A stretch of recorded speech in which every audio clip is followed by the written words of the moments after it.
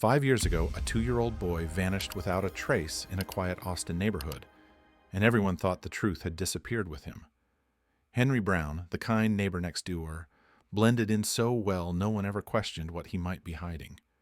But everything changed the day a rooftop cat named Moxie brought down something that no one could ignore. Just wait until you hear the twist that exposed it all, and how justice at last found its way home.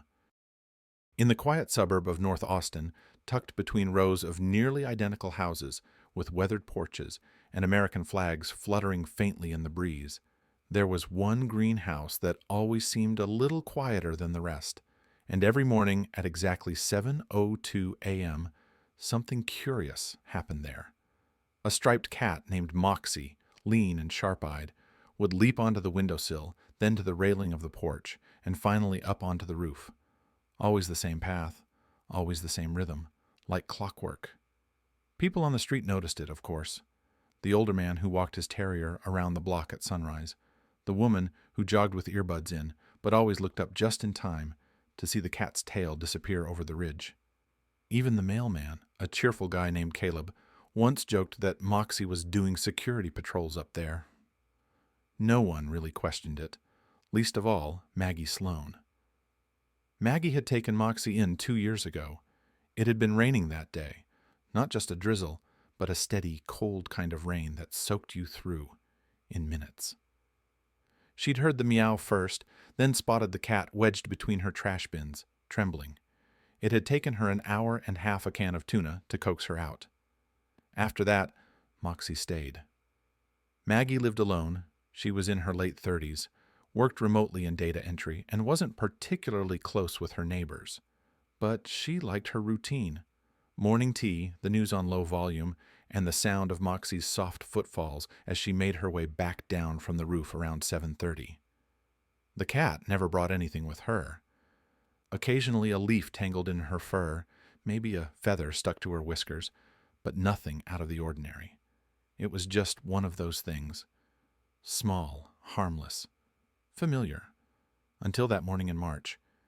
It had rained the night before, and the air still smelled of wet wood and something else. That early spring stillness that settles over a street before it wakes up. Maggie was pouring water into the kettle when she heard Moxie's soft thump at the window.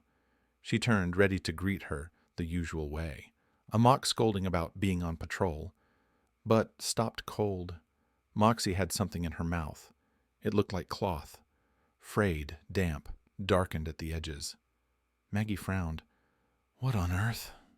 She knelt down slowly and reached for it. Moxie let go without resistance, her ears flicking backward. It wasn't a rag. It was a small scrap of fabric, soft to the touch, but aged, light blue, faded, with stitched edges that were coming undone. And there, just barely visible through the wear of time, was a name embroidered in a childlike font, Jamie. Maggie's chest tightened. That name meant something. She stood up slowly, the fabric still in her hand. Jamie Maddox. 5 years ago, he'd disappeared just 6 blocks from where she lived now. A toddler, barely 2. One moment in his backyard, the next, gone. No signs of struggle, no trail to follow, no closure. It had shaken the neighborhood. Search parties combed through parks, drainage ditches, alleyways. The police knocked on every door. Maggie had just moved in at the time and remembered seeing the flyers everywhere, stapled to poles, taped in windows.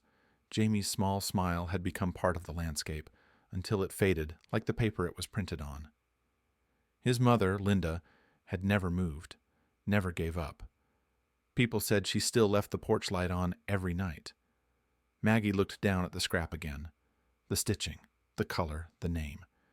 It was impossible, wasn't it?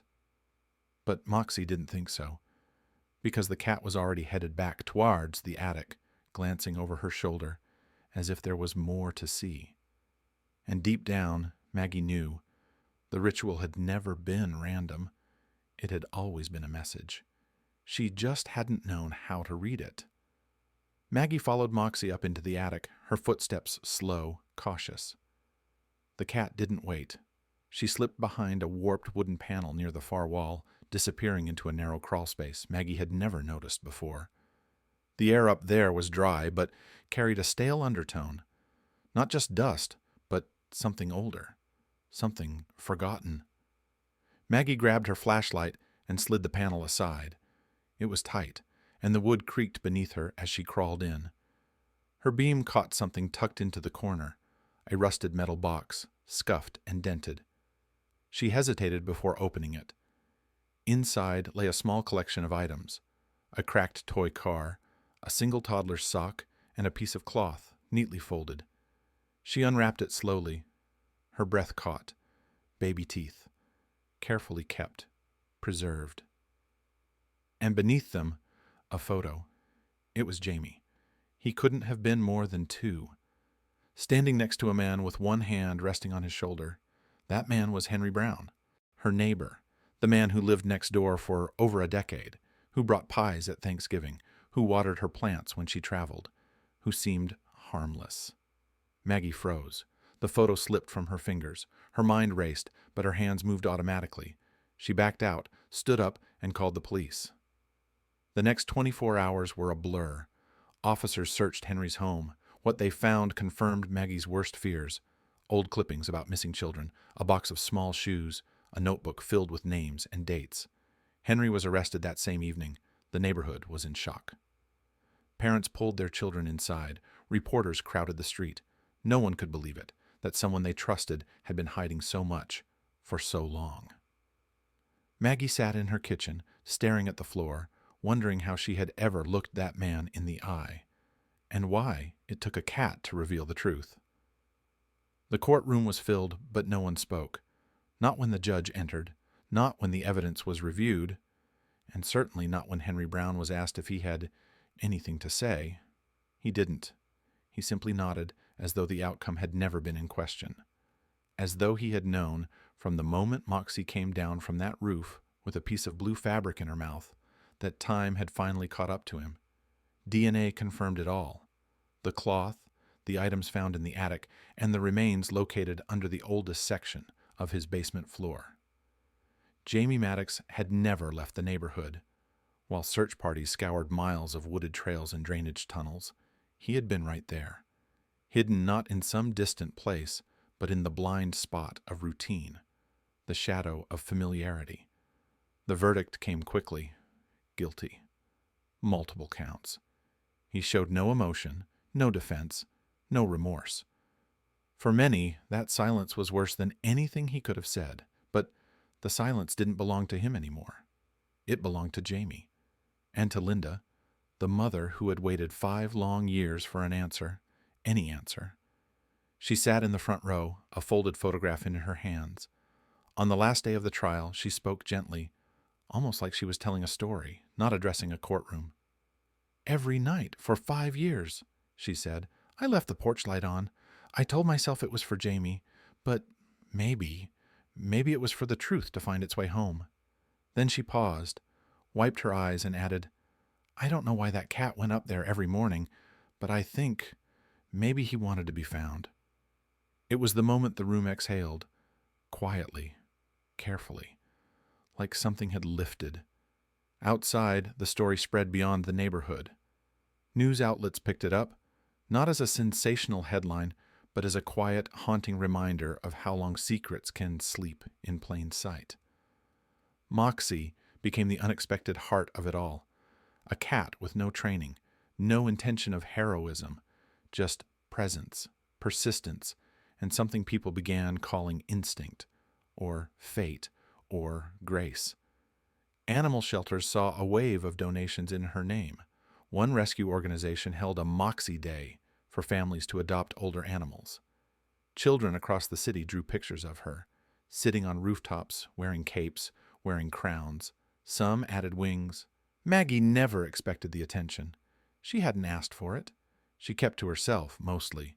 But when asked, she simply said, "I just listened to her. She'd been trying to say something for a while. I guess I finally heard it." On her roof, she built something small, a wooden perch, polished and weatherproofed, tucked between 2 beams where Moxie liked to sit. Beneath it, a hand-carved plaque. "Some eyes see what others can't. Some hearts never stop searching.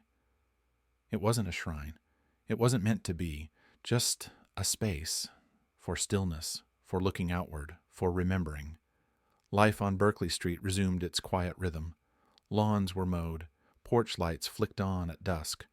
But something in the air had changed, a subtle reverence, a gentle awareness that sometimes things are not as they seem, and sometimes the ones who see the truth don't use words at all. Each morning, just past 7, Moxie still climbed the roof. She sat in the same place, still as ever, eyes scanning the neighborhood with quiet knowing. And somewhere in that stillness, in the hush after the storm, people found comfort. Because justice, it turned out, didn't always arrive in a badge or a courtroom. Sometimes it walked on soft paws. Sometimes it waited with patient eyes. And sometimes the one who brings the truth down from the rooftops has whiskers.